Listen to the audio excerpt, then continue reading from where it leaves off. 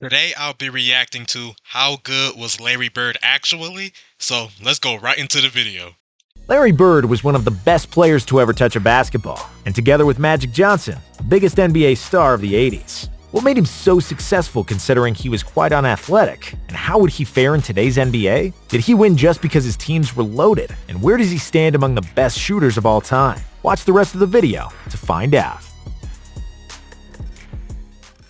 A hick from French Lick. Bird was born into a poor family in French Lick, Indiana, a town of 2,000 inhabitants. Larry grew up a shy, introverted kid who didn't talk much, and he did most of his talking on the basketball court. He grew up to 6'9" and played at small forward, but with his understanding of basketball, he could play whatever position he wanted. Larry finished his high school career as the best scorer in school's history, and he could choose where he wanted to go to college. He started playing for Bobby Knight at Indiana University, but didn't like the spotlight and being around so many people. He then settled at Indiana State University, where Wow, Larry Bird could have played at Indiana with Bobby Knight. Wow, but he chose Indiana State because Indiana had too much spotlight. Yeah, there's no problem with that. It was just very interesting because I was always thought about it like Indiana State. I'm like, there's no way Larry Bird wasn't that highly recruited. But okay, yeah, he just didn't want to be in the spotlight at Indiana. So okay, yeah, okay, that makes more sense now. many people. He then settled at Indiana State University, where the pressure was much less than with the Hoosiers. Larry averaged 30.3 points, 13.3 rebounds, and 4.6 assists in college. Dang, man. 30, 13, and 5 in college is crazy. Yeah, he gotta say the shooting percentages now. That is crazy. Yeah, Larry Bird was that. Larry Bird always been that guy. Man, 30, 13, and 5. That is nuts. The Sycamores were invincible in Bird's senior year and became the #1 team in the country with a 33-win streak. Their only loss came in the 1979 NCAA Finals, where they played against Michigan State, led by senior guard Urban Johnson. Despite 19 points from Bird, Magic and his teammates celebrated the title in what was the most-watched college basketball game in history at the time. Bird was named the Collegiate Player of the Year, leaving Indiana State as the 5th-ranked NCAA scorer of all time. He was already drafted, as the Boston Celtics selected him in the NBA draft in 1978, hoping that Bird, who qualified for the NBA as a junior, would skip his senior year. He opted to stay in Indiana, and when he finally arrived in Boston, the Celtics looked nothing like their championship selves, with consecutive losing seasons. Bird then single-handedly caused the biggest turn. Wait. So, just to make sure I heard this right, Boston Celtics drafted Larry Bird, but he stayed in college, so he joined them after his senior year, if I heard that right? Tell me in the comments below, am I wrong or right? Of losing seasons. Bird then single-handedly caused the biggest turnaround ever seen in the NBA at the time. Boston improved their record from the season before by 32 wins and finished with 61 wins and 21 losses. Although his arch-rival Magic Johnson had an impressive season and won the title with the Lakers, Bird was named the Rookie of the Year with the average of 21.3 points, 10.4 rebounds, and 4.5 assists. As a rookie? Hold up. 1.3 points, 10.4 rebounds, and 4.5 assists. Them stats as a rookie is great. What? 21, 10, and 5 as a rookie is crazy. He also made the All-Star team and first-team All-NBA, and even finished fourth. As a rookie? Wait, no way. Wait, hold up. Make sure I heard that right. Hold up. Wait, we gotta go back. Ain't no way. Impressive season and won the title with the Lakers. Bird was named the Rookie of the Year with the average of 21.3 points, 10.4 rebounds, and 4.5 assists. He also made the All-Star team and first-team All-NBA, and even finished fourth in the MVP voting. What? And proved he could transform a mediocre team into a great one, all by himself. A new green dynasty. After Bird's rookie year, the Celtics had a busy offseason. Legendary Red Auerbach worked his magic and brought 2 new faces to Boston that would form one of the biggest dynasties in NBA history. Auerbach robbed Golden State by sending them the 1st and 13th pick in the 1980 draft in exchange for center Robert Parrish and the 3rd pick, which became Kevin McHale. Along with the newly formed Big Three, the Celtics also had an all-star point guard, Nate "Tiny" Archibald, young and athletic forward Cedric Maxwell, and a few well-integrated role players that made the team complete. The head of the snake was, of course, Larry Bird, who was second in MVP voting, en route to a league-leading 62-20 record. The Celtics avenged the loss to the Sixers from the previous year, and after a tough 7-game series in the Eastern Finals, they were in the NBA Finals once again. There they would be met by the Houston Rockets, led by prime Moses Malone, who was arguably the best center in the league at the time. Malone averaged 23 and 16 in the series, but the Celtics were too good of a team and would win the title with 4-2. Bird averaged 15 points, 15 rebounds, and 7 assists for the series.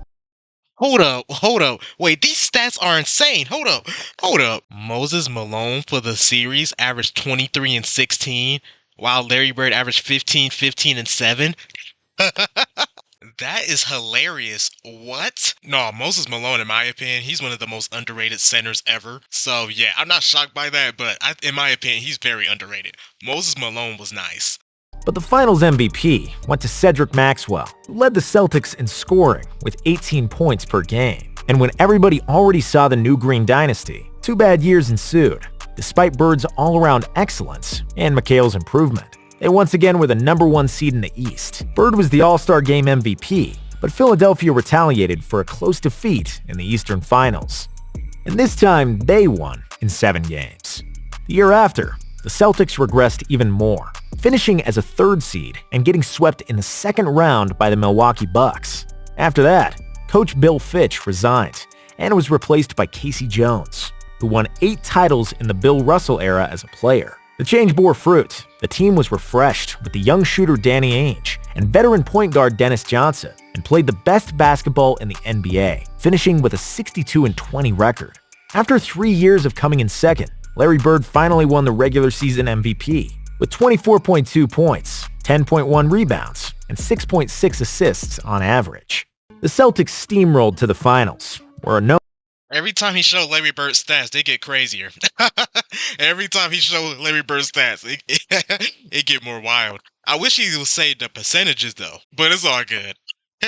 Larry Bird is crazy. The Celtics steamrolled to the finals, where a known foe awaited. It was, of course, Magic and the Lakers. The title was decided in Game 7, where Larry Bird led the Celtics to their 15th NBA title. Bird was named the Finals MVP, and he finally had his revenge over Magic, who defeated him in the NCAA Finals of 1979. The following season, the Celtics were even better in the regular season. Bird repeated as MVP, and McHale repeated as the 6th Man of the Year. They got to the finals again, with the same opponent. After the Celtics won Game 1, 148-114, in a game that was dubbed the Memorial Day Massacre, it seemed like the Celtics were going to dominate the Lakers and repeat as champions. However, the Lakers had other plans, and especially Kareem was determined to defeat the Celtics. Kareem averaged 25.7 points, 9 rebounds, and 5.2 assists in 6 games, on 60% shooting. Best center in NBA history, Kareem Abdul-Jabbar. Shout out to Kareem. Shout out to him. Best center in NBA history, for sure.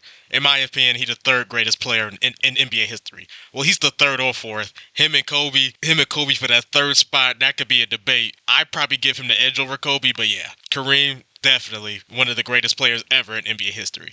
And 5.2 assists in 6 games, on 60% shooting. And the Lakers have finally won the NBA Finals against the Celtics for the first time in 9 tries. 1986, the greatest Celtics team ever and the pinnacle of Bird's career. After the finals loss, Auerbach made another clever move. He traded Cedric Maxwell to the Clippers for Bill Walton, once one of the most talented centers in the league, who accepted the role of a 6th man on the Celtics, while Kevin McHale moved to the starting lineup. The Celtics won 50 out of 51 home games that year, which is a record that still stands and likely will never be broken. Larry Bird experienced the absolute peak of his game and basketball brilliance in 85-86. He deservedly won another MVP and became the only player other than Wilt and Bill Russell to win the award in 3 straight seasons. The 85-86 season birthed several games that proved the endless basketball genius of Larry Bird, and most notable is the left-handed game. Before the game against Portland, Bird surprised his teammates and journalists by saying that he would shoot the whole game with his left hand because he wanted to motivate himself for a relatively meaningless regular season game. How much did he score? Just 47 points, 14 rebounds, 11 assists with a game-winning shot, and 22 points scored with his left hand out of sheer boredom and fun. fun, and those are the reasons why he was called Larry Legend. Nah, 47 points and 22 of them with your left hand is crazy. No, but also, it's also crazy. Winning 3 straight MVPs, do you know how hard that is? Some players don't even get one MVP. Larry Bird won 3 straight. I think the person close, like, you see players went back to back, but winning 3 straight MVPs, that's hard. Jokic almost did it. Now, I know a lot of people, because Embiid got the award, now a lot of people, they thought Jokic should have got it. I'm not going to go too much into that, but I think Jokic was the closest to winning 3 in a row, but that's real hard. That's real hard, winning 3 MVPs in a row. So yeah, so shout out to Larry Bird for that. Fun, and those are the reasons why he was called Larry Legend. Apart from that, he also scored a career-high 60 points on the Atlanta Hawks earlier in the season. Almost everything he put up toward the basket went in, and he got into such a zone that the Hawks bench jumped off their chairs and cheered, after which they received hefty penalties from the Hawks coach, Mike Fratello. Throughout the game, the commentator noted that what he was watching was the biggest shooting exhibition in basketball history, and at the time, it truly was. The Celtics won 67 games in the regular season and lost just 1 game in the playoffs on their way to the finals. There, they would be greeted by the Twin Towers of Houston, Ralph Sampson, and Hakeem Olajuwon, who defeated the Lakers in the West Finals. But nobody could touch the Celtics that season, who were one of the most talented teams ever assembled. Bird was 2 rebounds and 3 assists shy of averaging a triple-double in the finals, and he deservedly won his 2nd Finals MVP. Final years, injuries, and the Dream Team. In 1987, the Celtics had a very difficult season. Their number 2 pick, Len Bias, tragically passed away after the draft, and they suffered many injuries during the season and the playoffs. But Larry Bird was too good, and they still advanced to the finals after 2 7-game series against the Bucks and the Bad Boy Pistons, where Bird made one of the most legendary plays and stole the inbounds pass from Isaiah Thomas that won a crucial Game 5 for the Celtics. And in the finals again, it was the Lakers for the 3rd time in 4 years. Because LA was much more rested coming to the finals, the Celtics did not have enough gas in the tank to stop the fast-paced showtime. Bird delivered another 24, 10, and 5 for the series, but it wasn't good enough, and Magic got the best of him once again. Larry Bird and Magic might be the best rivalry in NBA history. Like, it's up there. That or, of course, LeBron with the Warriors, but I don't know if I would count that as a rivalry. Yes, they met like 5 times in the finals. 5 or 6 times. I don't know. LeBron and the Warriors are going to the finals every year.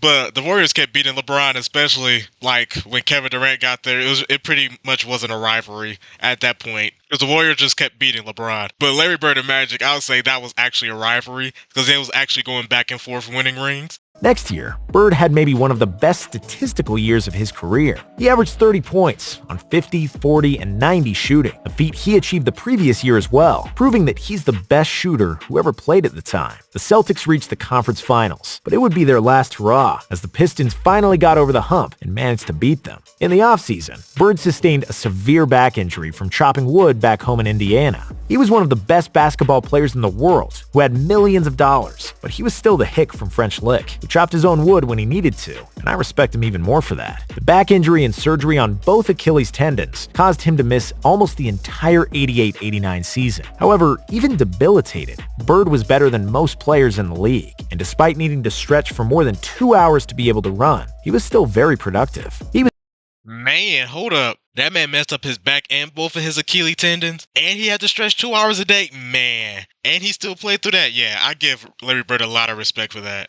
Surgery on both Achilles tendons caused him to miss almost the entire 88-89 season. However, even debilitated, Bird was better than most players in the league, and despite needing to stretch for more than 2 hours to be able to run, he was still very productive. He was named an All-Star each of the last 3 seasons, along with some memorable performances, like a game in the 1991 playoffs where he suffered a concussion, but then pulled a Willis Reed and came back to the game, scored 17 points in the second half, and won the series for the Celtics. Unfortunately, the toll on his body was getting too much to bear, and he ended his career in 1992, when he finally became teammates with his good friend Magic Johnson on the Dream Team. Bird flew off into the sunset with the gold in Barcelona, retiring as the best small forward and the best shooter to ever play.